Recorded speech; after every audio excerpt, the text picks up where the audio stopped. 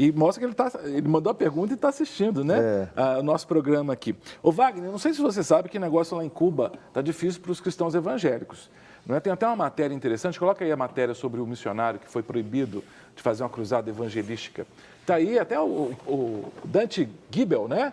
Ele ia pregar em Cuba, mas está a matéria que o Gospel Prime trouxe para a gente, dizendo que ele foi censurado pelo governo. Está em espanhol lá, mas como o espanhol é muito semelhante ao português, né? Censurado por el governo, né? Preciso de traduzir.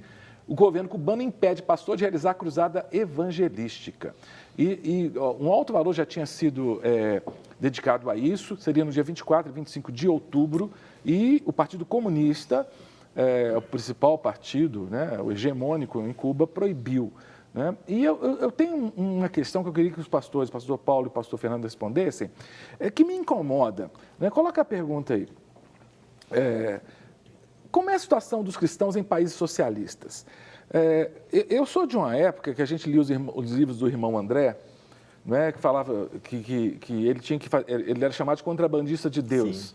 Né, que tinha que levar as Bíblias para os países da cortina de ferro. Isso antes de 1989, os mais novos, né, não viveram isso, mas eu lembro que eu orava pelos países comunistas no seminário. Nós tínhamos um grupo de oração pelos países comunistas, pela Albânia, Tchecoslováquia, Alemanha Oriental, e havia, sim, um problema para evangelizar. Hoje em dia, né, como é que está a situação dos cristãos em países socialistas? Por exemplo, Cuba. A igreja é perseguida, não é? Porque a gente viu ali, pelo menos o missionário não pode pregar. Coreia do Norte, como é que é isso hoje? Olha, na verdade, hoje, esses países, por exemplo, Cuba ainda é um resquício daquele grupo comunista antigo, a partir da União Soviética. Na União Soviética, nós sabemos que muitos cristãos foram mortos. Não só cristãos, muitos religiosos de um modo geral. Até por causa da ideologia ateísta do comunismo, né? Agora, é bem verdade que a União Soviética mudou, não existe a União Soviética mais, né? Cuba também tem se aberto, tem mudado, né? Eu sei que há já há algumas décadas muitos programas religiosos, até do Brasil, lá. Sim. Mas isso aí é novo, que nós acabamos de ver. Então, um regime socialista, normalmente, eles dificultam realmente o trabalho religioso e, sobretudo, protestante. Sempre. Porque eles também sabem a nossa visão, que nós somos, de certa forma, contra essa ideologia que é prejudicial a nós. Porque, historicamente, quantos milhares de irmãos nossos foram mortos dentro desse regime? Então, e os países socialistas, normalmente, eles são progressistas também. Você diz em termos de conduta moral? Isso. Normalmente a pauta deles, ela vai muito contra aquilo que a igreja, que contrariamente ela é conservadora, né? Então, por exemplo, a questão de aborto, legalização de drogas, dentre outras coisas, a igreja sempre vai se opor a isso. A família tem que ser patriarcal, no sentido pai, mãe e filhos. A família se opõe a isso. E eles sabem, aqui no Brasil também, eles sabem que a família é contra isso. Por isso que há uma acusação hoje de que é a igreja evangélica que está elegendo Bolsonaro. E não é só a igreja que está fazendo isso. E também não é a igreja na totalidade, porque a igreja também tem visões diferentes, políticas dentro da própria igreja cristã, protestante aqui no Brasil. Mas é uma acusação, porque é a igreja cristã que se opõe a essas coisas. É uma acusação. Então, nós também aqui no Brasil, de certa forma, aquele convívio meio difícil entre nós e os pensamentos mais socialistas e progressistas. Não há dúvida. Pastor Paulo, nós que somos testemunho ocular da história, provocando o pastor Paulo aqui. Ou seja, velhos. Velhos, vividos. Nós experimentamos na década de 60 um medo da igreja brasileira, principalmente a católica romana, de que a gente se tornasse socialista. Né? Sempre os ramos cristãos, sejam protestantes, sejam católicos, eles ficam de pé atrás. É justificável? Naquela época o pessoal falava que comunista come criancinha, um absurdo, né? Eles não são canibais, não são antropófagos. Era fake news da época. Era fake news da época. Mas procede, o senhor acha que procede?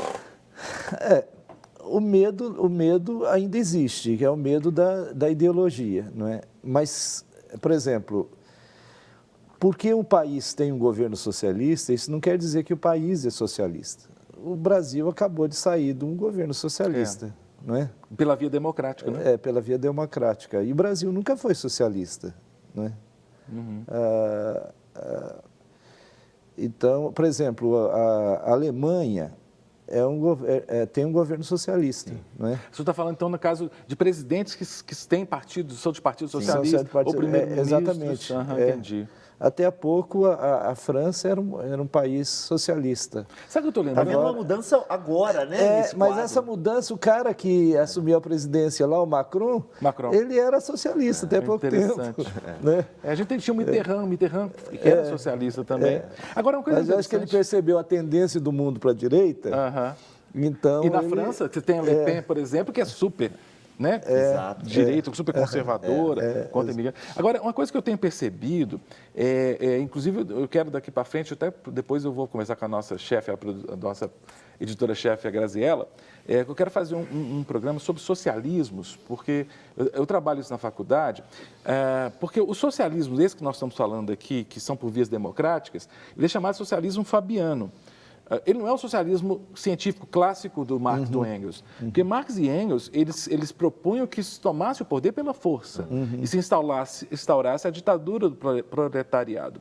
Tanto é que, por exemplo, tem um vídeo gravado do Jacques Wagner, que foi governador da Bahia, foi ministro do governo Dilma e do Lula também, ele falou o seguinte, que nós assumimos o governo, como o senhor falou, pela via democrática. Mas a gente devia ter feito igual Cuba, que foi uma revolução. Então, essa é uma distinção clara. Nós fomos governados por mínimo 13 anos por governantes de origem socialista, mas eles não assumiram o governo da forma clássica, que seria o quê? A revolução. Mas por quê? Porque eles não conseguiram aparelhar suficientemente o Estado. Eles aparelharam bem o Estado, mas não conseguiram aparelhar suficientemente o Estado para tomar o poder mesmo. Isso. As estruturas democráticas do país conseguiram conter isso. Não é?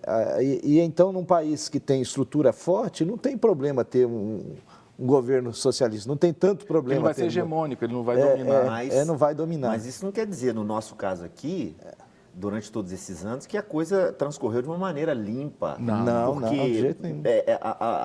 O poder parece que estava sendo armado, todos nós entendemos isso, uma forma, usando a própria democracia, para perpetuação no poder. Sim, tanto que o Foro de São Paulo, que foi logo em 1990, quando Lula, Fidel Castro, na época ainda estava vivo, os governantes de esquerda da América Latina, acabou o socialismo real lá na Europa, eles falaram, vamos fazer o socialismo aqui. E tem uma fala do Lula que é muito interessante, ele fala o seguinte, nós vamos tomar o poder em todos os países da América Latina.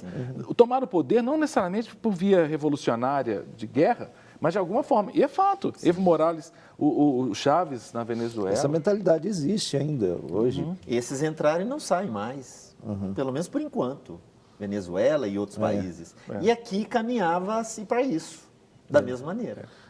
Não, lá na Venezuela, para sair só através de um golpe militar mesmo, ou de um golpe de Estado, para tirá-los, porque via democrática não tem jeito mais. Lá tá chocante, né, pastor? É porque a fraude nas eleições, então não tem como fazer isso. Tem um vídeo de um opositor do regime encurralado dentro de uma casa, segundos antes dele morrer, né? E ele com pessoas ali, né, sendo encurralado pelo exército venezuelano e falando, tem criança aqui, tem civis aqui, o pessoal mandou bala. Por isso que um regime aqui no Brasil, que é dito democrático, não pode apoiar uma coisa que descaradamente não é democrática. É verdade. Em outro país. Não pode ter essa aliança. Mas é o que tem acontecido. Né? Lamentável. Já voltamos a falar de política do tempo. Não quer ficar um segundo por fora da nossa programação? Agora você pode nos acompanhar através das plataformas digitais.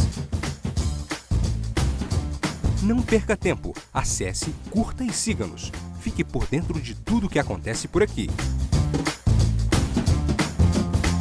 Rede Super, inspirando você.